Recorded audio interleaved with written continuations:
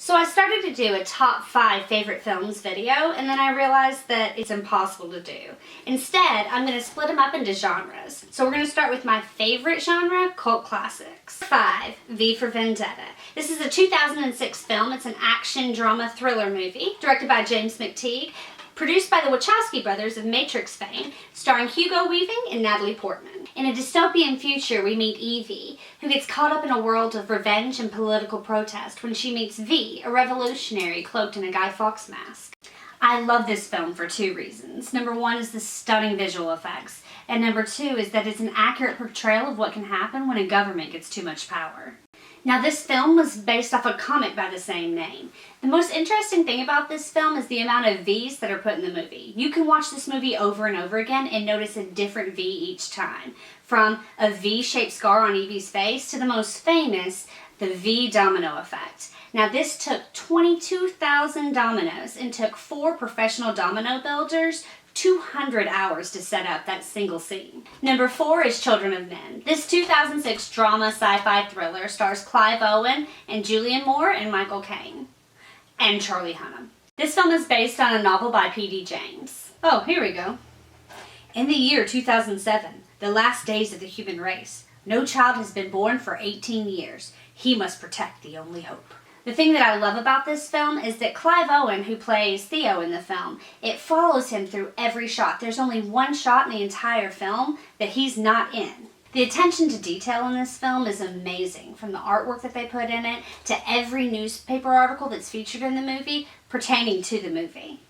Now, the thing that most people notice about this film is the extended tracking shots. There's 3 different times where the director has filmed the entire shot without breaking it all. One, for instance, took 14 days to prepare and took 5 hours to reset after each shot. They got one shot and he almost called cut because blood splattered on the screen. But that's the shot that they used, and it's great in the film. Number 3 is Snatch, directed by Guy Ritchie, starring Brad Pitt, Benicio del Toro, Jason Statham, Vinnie Jones, and so many other people. Now, this is a follow-up to Guy Ritchie's Lock, Stock, and 2 Smoking Barrels. So similar to the film, it follows the London Underground. Gangsters, bookies, jewelers, Irish gypsies, and boxing promoters. And they all intersect over a diamond that's 84 carats or 86 carats, depending on what part of the film you're watching. Brad Pitt really wanted to do a film with Guy Ritchie, but apparently his London accent was absolutely terrible. So instead, he plays Irish gypsy Mickey. Now, if you're watching this film, add the subtitles, trust me.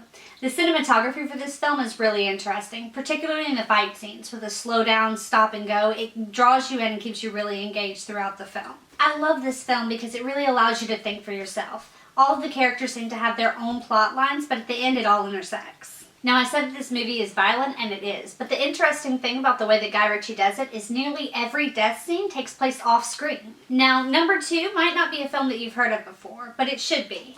Lucky Number 11, starring Josh Hartnett, Bruce Willis, Morgan Freeman, Ben Kingsley, and Lucy Liu. This movie follows Slevin, played by Josh Hartnett, who gets caught up in a war between 2 gangsters. But the thing about this movie is nothing is as it seems. You cannot guess ahead in this film. There's so many twists and turns and surprises that it just keeps you on the edge of your seat for the entire film.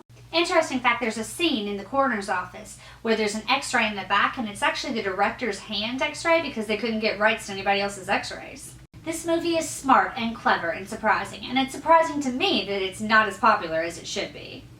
Number 1, Boondock Saints. Oh. Boondock Saints is by far my absolute favorite film of all time. It was directed by Troy Duffy, and it was the first film that he ever did. He makes a cameo in the film in a bar fight scene simply because he always wanted to be in a bar fight. The film stars Sean Patrick Flanery, Norman Reedus, Willem Dafoe, and David Dell'Orocco. Now, this was David Dell'Orocco's first film, and his name is Rocco in the film because the character was designed around him. He's Troy Duffy's best friend. The film is about 2 brothers who become vigilantes when they get fed up with all the crime going on in their neighborhood and don't see anybody doing anything about it. The catalyst for the film at the very beginning is them sitting in a church hearing about Kitty Genovese.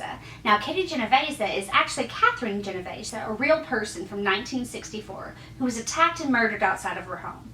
38 people saw this happen, and nobody did anything about it. This phenomenon is now known as the Genovese or bystander effect. Now, one of the standout characters of this film is Willem Dafoe's portrayal of Agent Paul Smegger. He plays a gay FBI agent who's a little off his rocker. But they actually considered giving the role to Sylvester Stallone, Mike Myers, or Bill Murray.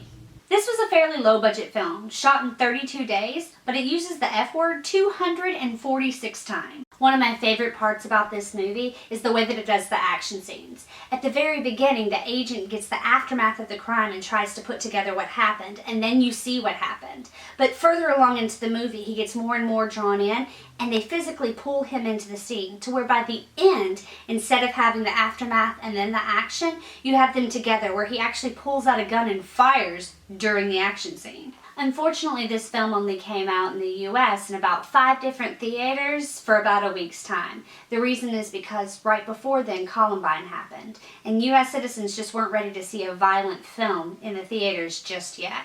It was, however, hugely popular in Canada and has become a huge cult phenomenon since then. People that love this movie have been waiting 10 years for Troy Duffy to make a sequel, and we finally got it in Boondock Saints 2, All Saints Day.